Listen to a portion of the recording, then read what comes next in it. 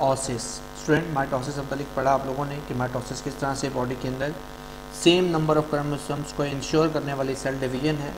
Cell cycle interphase के बाद mitotic phase में गुजरता है। माइटोटिक में पहला फेज माइटोसिस सीखा, अब हम पढ़ेंगे मियोसिस से मुतालिक।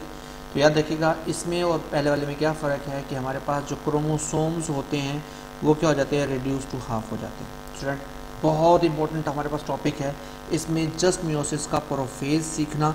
प्रोफेज के अंदर से एमटीकैट के सवाल भी आ जाते हैं और समटाइम हमारे पास ये लॉन्ग क्वेश्चन भी आ जाता है, explain the prophase of meiosis. और इसके साथ जो पिछला क्वेश्चन कैंसर वाला है वो भी आप लोग डिस्कस करेंगे।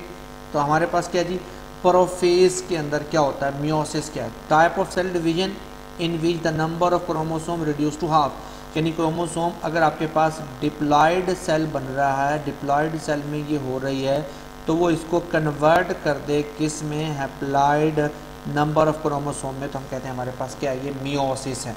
As compare to the parent cell, parent cell की निस्बत क्या हो, डॉटर सेल के अंदर क्रोमोसोम की तादाद अगर हाफ रह जाती है तो ऐसी डिवीजन को आप क्या बोलते हैं, हमारे पास क्या है वो मियोसिस। मियोसिस होती है in animal at the time of gamete formation. जारी बात है, जब गैमेट फॉर्मेशन का मतलब है स्पर्म फॉर्मेशन और एग फॉर्मेशन के दौरान जो नंबर ऑफ स्पोर्स होते हैं या हमारे पास स्पर्म्स होते हैं या हमारे नंबर ऑफ क्रोमोसोम्स होते हैं, हम कहते हैं उनको कहते हैं हमारे पास क्या है, हाफ किया जाता है, रिड्यूस किया जाता है। तो हमारे पास each diploid cell after meiosis haploid बन जाता है। तो ये डिप्लॉयड मैंने बना दिया, ये हमारे पास क्या है, हैप्लॉयड है। Because it involve two consecutive division, याद रखिएगा इसमें हमारे पास दो कंसेक्टिव डिवीजन है। तो हमारे पास एक दफ़ा डीएनए रेप्लिकेशन करता है, दो दफ़ा नहीं है, दो डिवीजन्स होती हैं और मियोसिस 1 कहते हैं पहले डिवीजन, दूसरी को मियोसिस सेकंड कहते हैं। मियोसिस 1 में हमारे पास क्या है, सेल बाकायदा रेप्लिकेशन करके आता है, लेकिन जब मियोसिस 1 से वो मियोसिस 2 की तरफ शिफ्ट होता है तो तब वो किसी किस्म का कोई हमारे पास है वो सेल का इस्तेमाल नहीं करता है। हम कहते हैं उसमें इंटरफेज का, एस फेज का इस्तेमाल वो नहीं करता, थोड़ा रेस्ट जरूर करता है, कहते हैं हमारे पास इंटरकाइनेसिस है। The first meiotic division is a reduction division, जिसमें क्या होता है हमारे पास ऑटोमेटिकली क्या होती है, रिड्यूस होता है, तादाद कम होती है। Where is second meiotic division just like the mitosis, जैसी ही होती है। पहली ज़रा थोड़ी सी अलग है, दूसरी हमारे पास क्या थी, हमारे पास सेम एज जैसे माइटोसिस में हुआ था। तो हमारे पास क्या है, जो जैसे उसको साइटोकाइनेसिस और कैरियोकाइनेसिस में डिवाइड किया था, यहाँ भी हमारे पास क्या जी, डिवाइड इनटू 2 सब स्टेजेस हमारे पास है, प्रोफेज के अंदर, मेटाफेज के अंदर, एनाफेज के अंदर, टेलोफेज के अंदर। और सेम नेम जैसा कि हम लोगों ने मियोसिस सेकंड के लिए होगा, लेकिन prophase second, metaphase second, anaphase second, telophase second, ये हमारे पास फेजेस हैं माइटोसिस की। सबसे पहले स्टूडेंट याद रखिएगा आपने क्या डिस्कस करना है, प्रोफेज को डिस्कस करना है कि प्रोफेज क्या होता है, कैसे बनता है। It is very prolonged phase. Objective में स्टूडेंट्स आ जाता है कि which one is the very prolonged phase of meiosis, तो वो कौन है, prophase 1, and different from the prophase of mitosis. क्यों, क्योंकि chromosome behave as a homologous pair में बिहेव करते हैं। Each diploid cell has 2 chromosomes of each type, 1 member of each parent because of fusion of the male and female gametes. Each chromosome has 2 chromatids के नज़र आ रहे होते हैं हमारे पास, और बिकम अ क्रोमोसोम, यानी जैसे ही हमारे पास ये समझ लें कि हमारे पास 2 क्रोमाटिड्स हमारे पास जुड़कर मुकम्मल एक क्रोमोसोम बना देते हैं। तो हमारे पास क्या होता है, क्रोमोसोम्स का पेयर बना लेते हैं, इस तरह से करके हमारे पास ये क्रोमोसोम का जोड़ा भी बन जाता है। सेंट्रोमेयर के मकाम से जुड़े होते हैं। तो आप लोगों ने चैप्टर नंबर आई थिंक 23 में इसको डिस्कस करेंगे। तो हमारे पास है जी क्या होता है, the interphase of meiosis lack G2 phase. जो इंटरफेस ऑफ मियोसिस होती है इसमें G2 फेज नहीं होती। This is similar because not necessary identical chromosomes are called of homologous chromosomes. Prophase 1 further divide करते हैं फॉलोइंग स्टेज के अंदर। ये इंपॉर्टेंट बात है, सबसे पहले लिप्टोटीन होती है। स्टूडेंट इसको सर डायग्रामेटिकली समझ लेते हैं ज़रा। हमारे पास क्या है, सबसे पहले समझ लें कि जब आपके पास डुप्लीकेशन ऑफ क्रोमोसोम्स हमारे पास मुकम्मल हो चुकी होती है और क्रोमोसोम्स में कंडेंसेशन का प्रोसेस स्टार्ट हो जाता है, यानी क्रोमाटिन से क्रोमोसोम बन जाते हैं, इसको बोला जाता है हमारे पास लिप्टोटीन। जैसे ये क्रोमोसोम अपने क्रॉसिंग ओवर की खातिर एक दूसरे के करीब आती हैं तो सिनेप्सिस जब होती है तो सिनेप्सिस स्टार्ट होती है, कहते हैं हमारे पास क्या है, ये जाइगोटीन है।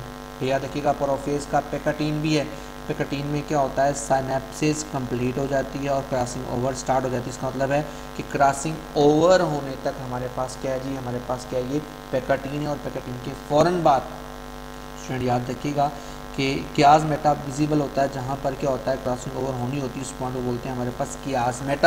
और जब कियाज़ विजिबल हो तो हम कहेंगे हमारे पास क्या है, ये डिप्लोटीन है। और लास्ट में स्टूडेंट याद रखिएगा कि जब ये अपने आप को अलग करने के लिए जाते हैं तो साथ ही हमारे पास क्या होता है, न्यूक्लियस की क्या होती है, फ्रेगमेंटेशन होती है।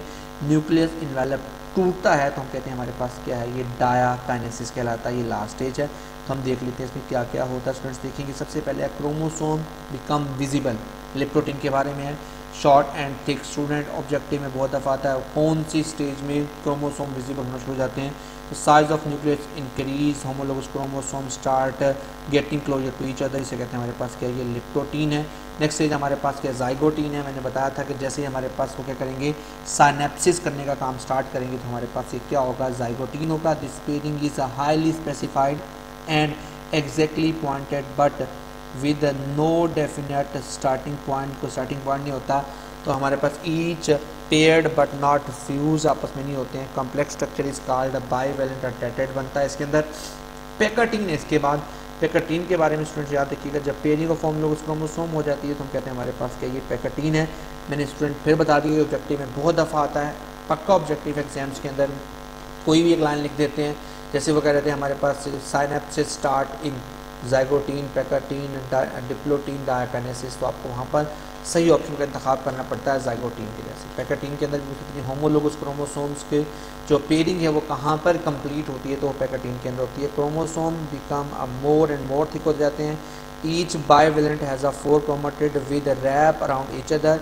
Non sister chromatid of homologous chromosomes exchange their segment due to the chiasmata formation during this process called crossing over। Student याद रखिएगा मैंने क्या बताया था कि हमारे पास इस पेकाटीन के दौरान क्या होता है, ये सारे का सारा प्रोसेस कंप्लीट हो जाता है और क्रॉसिंग ओवर भी हो जाती है।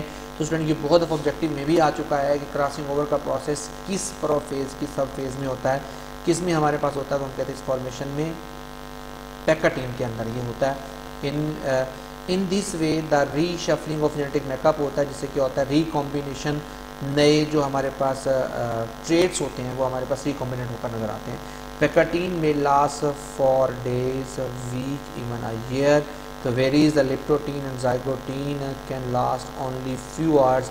यानी हमारे पास क्या है जी, जो लिपोटीन या जाइगोटीन है हमारे पास पिछले जो प्रोसेस थे वो कुछ टाइम के लिए, कुछ आवर्स के लिए होते हैं, लेकिन पेकाटीन जो होता है वो लंबे अरसे तक चलता रहता है। तो इस इसके बाद डिप्लोटीन होता है। द पेयर्ड क्रोमोसोम रिपेल होते हैं, दूर होते हैं। जब ये सेपरेशन स्टार्ट होती है यानी हमारे पास कियाज़मेटा विजिबल होता है तो हम कहते हैं हमारे पास क्या है, कि मतलब ये डिप्लोटीन में जा चुके हैं।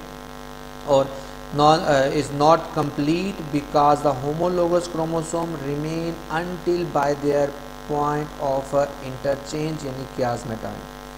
Each bivalent has at least one such point जहाँ पर क्या होता है, क्रोमाटिड्स अदरवाइज सेपरेट हो जाते हैं। तो ऑटोमेटिकली क्या होता है, जब सेपरेशन मुकम्मल हो जाती है तो क्या होता है, वो अलग अलग होने की कोशिश करते हैं। इसे कहते हैं हमारे पास क्या है, डायाकाइनेसिस है। During this phase the condensation of the chromosome reaches to its maximum point पर। At the same time separation of the homologous chromosomes क्या हो जाती है, स्टार्ट हो जाती है। और क्या होता है, न्यूक्लियर निवेलर या न्यूक्लियाइड डिसअपेयर हो जाता है। जिसमें न्यूक्लियाइड डिसअपेयर होता है वो फेज़ हमारे पास क्या कहलाता है, डायाकाइनेसिस। और फिर आता है मेटाफेज। जैसे अलाइनमेंट होती है सेंटर के अंदर, सिस्टर क्रोमेटिड्स आपने याद क्या होते हैं हमारे पास दरमियान में अलाइन जो है, फिर आस्था क्या उन्होंने अलग होना है ना फेज़ के दौरान। जो बाकी सिस्टम सेम ऐसे बस याद रखिए स्टूडेंट, इसमें हमारे पास क्या होता है, क्रोमोसोम्स अपने आप को क्या करते हैं, पेयर की शक्ल में क्या करते हैं, अरेंज करते हैं। उस अरेंजमेंट को आप लोग नॉर्मली हमारे पास क्या कह देते हैं कि हमारे पास क्या है, एक तरह का मियोसिस का पूरा सेटअप है जिसमें क्रोमोसोम अपने आप को कहते हैं पेयर की शक्ल में। इसका बेसिक कंसेप्ट आपने स्टूडेंट सीखा हुआ है, प्रीवियस क्लासेस में 9th क्लास में सीखा था। लेकिन ये जो फेजेस थे इसके फॉर्मेशंस थी जिसमें आपने लिप्टोटीन, जाइगोटीन, पेकाटीन, डिप्लोटीन और डायाकाइनेसिस के बारे में बारीकी नहीं सीखी थी, वो आपको सिखा दी गई है। इंशाल्लाह नेक्स्ट लेक्चर में मिलते हैं। तो आप लोगों ने इस टॉपिक को बड़े अच्छे से याद करना है, इसको लिखना है, इसकी तमाम फेजेस की अच्छी तरह से प्रिपरेशन करनी है। ये इंपॉर्टेंट शॉर्ट क्वेश्चन भी यहाँ से आते हैं, ऑब्जेक्टिव भी आते हैं और ये खुद लॉन्ग क्वेश्चन में भी आ जाता है। अल्लाह हाफ़िज़।